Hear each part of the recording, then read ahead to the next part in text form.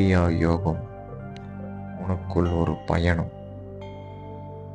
இன்னைக்கு வீடியோவில் வந்து பார்த்திங்கன்னா, கிரியா யோகத்தில் வந்து மூலக்கூறு அணு, நம்ம உடலில் வந்து இயங்கக்கூடிய அணு அப்படின்றது வந்து பார்த்திங்கன்னா, அதுக்கு ஆற்றல் அதிகம்.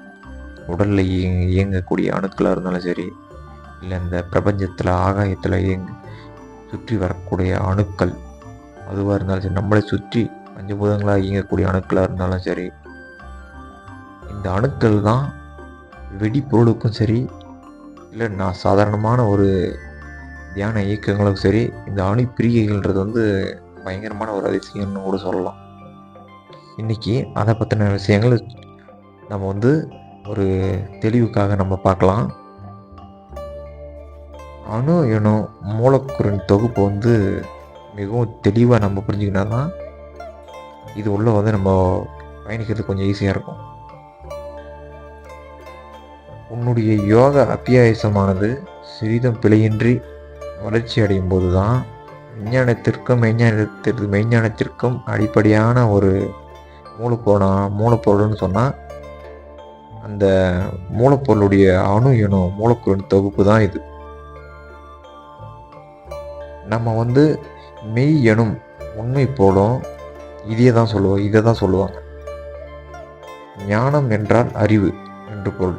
விஞ்ஞானம் என்பது இதன் மூலம் பொருளின் பற்றி விரிவாக ஆராய்ந்து அதை பற்றின அந்த ஈர்ப்புத்தன்மையை தான் நம்ம இன்னைக்கு வந்து பார்க்கலாம். இந்த ஆய்வின் அறிவியல் வந்து பார்த்திங்கன்னா, மெய் என்பது வந்து உண்மை அப்படின்னு பொருள். இதன் மூலப்பொருளின் அனைத்து உண்மைகளையும் கண்டறிந்து அதன் மூலம் தெளிந்து நிற்கும் அறிவின் இயல்புக்கு மெய்ஞானம் என்று கூறுவார்கள். அந்த மாதிரியான மெய்ஞானம் அடைந்தவர்கள் வந்து யோகிகள் அப்படின்னு சொல்லுவாங்க. கிரியா விஞ்ஞானத்தில் வந்து சொல்லப்படுற அனைத்து விஷயங்கள் வந்து மூலத்தை பற்றிய விரிவான விஷயங்கள் அனைத்தையும் நீ தெளிவாக உணரணும் அப்படின்றாங்க. அந்த உணர்றதுக்காக மட்டுமே எளிமையாக இங்கே வந்து சொல்லப்படுது. நம்ம வந்து கவனமாக கேட்கணும். அது மட்டும் இல்லாமல் கிரியா யோக விஞ்ஞானத்தை பொறுத்தவரை அணுக்கள் எனும் மூலப்பொருளானது அடிப்படையான ஒரு நிலை ஒன்றாகவும் அதிலிருந்து தூய்மையான மூலக்கூறுகள் 19 பிரிக்கிறோம். அந்த 19 பிரிவுகள் வந்து பார்த்திங்கன்னா ஒவ்வொன்றுக்கும் 4 சிதறல், 4 வந்து, அதாவது 4 சிதறல் அடைஞ்சு அதிலிருந்து பிரிவுகளாக உருவாகும். மொத்தம் இந்த மாதிரி பிரிஞ்சு பார்த்திங்கன்னா 76 நிலை இருக்குது இதில். அதாவது 76 நிலைகளாக நிலைப்படுத்தப்பட்டுள்ளது. முதலில் இந்த அற்புதமான மூலத்தின் பெயர்கள் மனதில் பதியும்படி நம்ம பார்க்கலாம். முதலில் அடிப்படையான நிலையான அணுவின் பெயர் இருள். அந்த இருள் தான் அனைத்துமே உருவாகும். அந்த இருளில் தான் அனைத்துமே மறையும். அந்த இருளில் இருந்து தான் அனைத்துமே வெளிச்சமாக உருவாகும். அந்த இருளுக்குள்ளே மறுபடியும் போயிடும். அதான் நம்ம வந்து இந்த இருளுக்கு எவ்வளோ ஆற்றல் இருக்குன்னு பாருங்கள். நம்ம உறங்கும் போதும் அன்றாட வாழ்க்கையில் நம்ம வந்து வெளிச்சத்தை பார்க்குறோம். இரவான உறங்கும் போது எங்கே இருள், அந்த இருள் தான் நம்ம வந்து மீண்டும் அந்த இருளே இயங்கும் போது இருளுக்கான அந்த ஆற்றல் நம்மளுக்கு கிடைக்கும். சரி, வாங்க பார்ப்போம். இதுவே ஆதி என்றும் மூலம் என்றும் பிரபஞ்சத்தின் கரு என்றும் கூறப்படுகின்றது. இதை பற்றின விளக்கங்கள் வந்து இப்போ பார்க்கலாம். இந்த இருள் எனும் மூலத்திலிருந்து ஒளி அணு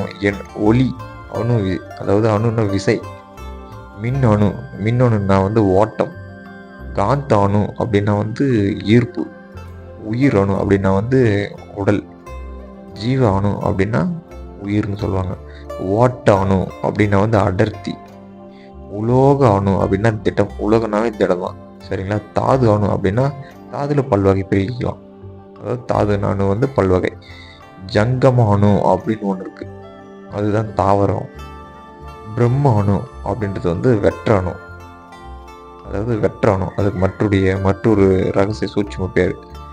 கூட்டணு அப்படின்னா பல அணு தொடர்கள் கொண்டது கூட்டணு. விரிவணு அப்படின்னா அது பிரிஞ்சுக்கிட்டே போகும், பிரிகைன்னு சொல்லுவாங்க. மூல அணுன்னா அதுதான் ஆரம்பம். அந்த மூலம்னா எல்லாமே பார்த்தீங்கன்னா மூலக்கூறு. அந்த ஒரு அணுல தான் ஆரம்பமே. எந்த ஒரு பொருள் மூலமாக இருக்குதோ அந்த பொருள் தான் சில விஷயங்கள் வெளிப்பட ஆரம்பிக்கும். அதுதான் ஆரம்பம்னு சொல்லுவாங்க. அதுதான் ஆரம்பம். பூத அணுன்னு ஒன்று இருக்குது. நிலைப்பொருள், அதுதான் நிலைப்பொருள்னு. அதிர்வணு அப்படின்றது வந்து உணர்வு. இந்த உணர்வு அதிர்வுல தான் சில விஷயங்கள் வெளிப்பட ஆரம்பிக்கும். சிதறல், அதாவது சிதறல் அணுன்னு ஒன்று இருக்குது. அந்த சிதறல் அணுவில் தான் பயங்கரமான மாயையும் பிரமையும் ஏற்படுத்தக்கூடிய விஷயம். உந்தல் அணு அப்படின்னா வந்து ஒருமுகப்படல், ஒருமுகமாகிறது. மாறல் அணுன்னு ஒன்று இருக்கு பாருங்க, மாறும் நிலை, அடிக்கடி மாறிட்டே இருக்கும். அணு நிலை அப்படின்னு ஒன்று இருக்குது. அதாவது நிலை அணு, மாறலையும் நிலை பெறல், அந்த மாற்றத்திலேயே மறுபடியும் ஒரு நிலை பெற ஒரு அணு. இந்த மாதிரி 19 வகை பிரிக்கப்பட்டிருக்கு இந்த அணு. மகான்கள் முதல் மனிதர்கள் வரை மட்டுமல்லாது கணக்கற்ற உயிரினங்களின் மொத்த வாழ்க்கை சுற்றும் இயங்கி வருகிறது. இவை எவ்வாறு இயங்குகின்றன? இவைகளின் மிக நுண்ணிய இயக்கங்கள் எவ்வாறு நடைபெறுகின்றன? சாதாரண மனிதனாக பிறந்தவர்கள் கிரியா எனும் உயரிய யோக விஞ்ஞானத்தின் மூலம் மெய்ஞானம் அடைந்து இவ்வுலகில் மரணமற்ற சுவாசுத நிலையினை அடைய இந்த இயக்கங்கள் எவ்வாறு நுணுக்கமாக செயல்படுகின்றன என்பதை நீ அறிந்து கொள்ள வேண்டும் அப்படின்றாங்க. அப்படின்னு என்பதற்காக, இந்த அறிந்து கொள்ள வேண்டும் என்பதற்காக விரிவாக ஒவ்வொன்றையும் பற்றி கூறுகிறேன் அப்படின்றதுல ஒவ்வொரு சப்ஜெக்டாக அதில் சொல்லிட்டு வராங்க. கிரியா யோகத்தில், இந்த கிரியா யோகன்ற ஒரு சப்ஜெக்டில் ஒவ்வொன்றா சொல்லிட்டு வராங்க. முதல்ல இருள் அணு என்பது என்ன என்பதை பற்றி விரிவாக கூறுகிறேன் அப்படின்றாங்க. இந்த பூமியானது ஒரு அண்டம் அப்படின்னு எல்லாருக்குமே தெரியும். அது மட்டும் இல்லை, இது போன்ற 1008 அண்டங்கள் உள்ளடக்கிய 1008 அண்டங்கள் வந்து உள்ளடக்கிய பேரண்டங்கள், 1008 கொண்ட ஒரு கூட்டமைப்பே ஒரு புவனம் அப்படின்னு சொல்லுவாங்க. இவ்வாறான 1008 பேரண்டங்களை உள்ளடக்கிய 1008 புவனங்கள் கொண்ட ஒரு கூட்டமைப்பே சராசரம் அப்படின்னு சொல்லப்படுது. இவ்வாறு 1008 புவனங்களை உள்ளடக்கிய 1008 சராசரங்களை சேர்ந்த கூட்டமைப்பே ஒரு பிரபஞ்சம் அப்படின்னு சொல்லப்படுது. சயின்டிஃபிக்கிட்டா, அதாவது சயின்ஸாக அப்படி சொல்லப்படுதுன்னு வச்சுக்கோங்க. இவ்வாறு 1008 சராசரங்களை உள்ளடக்கிய 1008 பிரபஞ்சங்கள் சேர்ந்தது தான் ஒரு மூலமான ஆதியான இருள், அந்த இருள் அணு அப்படின்னு சொல்கிறாங்க. உன்னால் கற்பனை செய்யாத, அதாவது நம்மளுடைய வந்து கற்பனை செஞ்சால் கூட இந்த மாதிரி ஒரு விஷயத்தை நம்மளால் பார்க்க முடியுமா அப்படின்னா வந்து கற்பனைக்கும் எட்டாத எல்லையற்ற இந்த இருள் அனுபவத்தை பற்றி தெளிவாக அறிந்து கொள்ள இன்னும் பல கோடி ஆண்டுகள் கூட ஆகலாம் அப்படின்றாங்க. அப்போ நம் முன்னோர்களான கிரியா யோகிகள் மட்டும் இந்த இருள் அணு வரை கண்டு தெரிந்து மெய்யுணர்ந்துள்ளனர். அதாவது இந்த உண்மையான ஒரு விஷயத்த உணர்ந்திருக்காங்க. எப்படின்னா, இந்த விவரங்கள் உனக்கு எதற்காக கூறுகிறேன் என்றால், இதன் மூலம் உன்னை பிரமிப்படைய செய்வதற்காகவோ அல்லது இந்த ஆய்வின் தொடர்ச்சியை நீயும் மேற்கொள்ள வேண்டும் என்பதற்காகவோ அல்ல. நீ எவ்வாறு உருவானா என்ற மூலக்கருவினை நீ உணர்ந்து கொள்ள வேண்டும் என்பதற்காக இந்த பிரபஞ்ச ரகசியமானது உனக்குள் கூறப்படுகிறது, உனக்கு இங்கே வந்து சொல்லப்படுகின்றது அப்படின்றாங்க. எண்ணத்தாலோ நினைவாலோ கற்பனை செய்து கூட பார்க்க முடியாதபடி இருக்கிற ஆதியான இந்த இருள் வந்து அணுவின் மூலம் பிரபஞ்சமானது விரிவடைந்துள்ளது. எப்படி விரிவடைந்திருக்கோ அதே போல இருள் அணுவின் இருந்துதான் நம்முடைய தோற்றமும் விரிவடைஞ்சிருக்கு. இந்த எல்லையற்ற பிரபஞ்சத்தில் வந்து ஒரு செகண்டு பல மாற்றங்கள் அப்படியே வந்து உருவாகிட்டே இருக்கும். அந்த மாற்றங்கள் நடந்துக்கிட்டே இருக்கும். அது மாதிரி ஆதியில் உண்டான இந்த தோட்டத்தில் நொடிக்கு நொடி பார்த்தீங்கன்னா பல மாற்றங்கள் இன்றைக்கும் வந்து நடந்துகிட்டே தான் இருக்கும். விண்வெளியில் வந்து நடக்கக்கூடிய எல்லா மாற்றங்களும் இந்த மாற்றங்களில் வைத்து தான் கிரகங்கள் அப்படின்னு சொல்கிறாங்க. அண்டங்களின் நிலைப்பாடுகள் வந்து மாறிக்கினே இருக்கும். அதே போல் நம்ம ஒளியில், அதாவது நம்முடைய ஒளியில் நடைபெறும் மாற்றங்களை வைத்து உன் கிரகம் என்றும், அதாவது பிண்டம் என்றும் கூறப்படும். நம்முடைய உடலில் மாற்றங்களில் நடைபெற்று கொண்டே தான் இருக்கும். விண்வெளியில் மாற்றங்களும் விஞ்ஞானிகள் கண்காணித்து ஆராய்ந்து அதன் மூலம் மனிதனுடைய ஒரு சமுதாயத்தை பயனுள்ள ஒரு பல செயல்களை வந்து இன்றைக்கி செஞ்சுட்டே தான் இருக்காங்க.